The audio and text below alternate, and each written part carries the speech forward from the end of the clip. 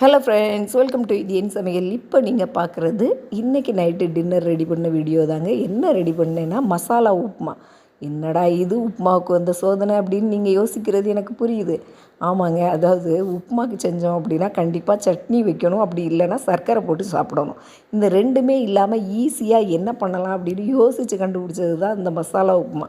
அதுக்கு ஃபஸ்ட்டு ரவையை போட்டு நல்லா வறுத்துட்டேன். அதுக்கப்புறம் ஒரு கடாயில் கொஞ்சமாக எண்ணெய், அது கூட கொஞ்சமாக பட்டர் சேர்த்துட்டு ஒரு மீடியம் சைஸ் வெங்காயத்தை போட்டு அது கூட கொஞ்சமாக கறிவேப்பிலை, காய்ந்த மிளகாய், ஒரு பச்சை மிளகாய் போட்டு நல்லா வதக்கிட்டு இது கூட கொஞ்சமாக மஞ்சள் தூள், பிரியாணி மசாலா, கொஞ்சமாக மிளகாய் தூள் சேர்த்து அதை தண்ணி தேவையான அளவு ஊற்றி நல்லா கொதிக்க விட்டுட்டு உப்பும் போட்டுடணும். அதுக்கப்புறம் வறுத்து வச்ச ரவையும் போட்டு நல்லா கிளறி எடுத்துகிட்டு ஒரு 5 நிமிஷம் மூடிட்டு எடுத்தோம் அப்படின்னு வச்சுக்கோங்களேன், டேஸ்ட்டான மசாலா உப்புமா ரெடிங்க. வேறு லெவலில் இருந்து இன்னொரு நாள் முழு வீடியோ நான் போட்டு விட்றேன்.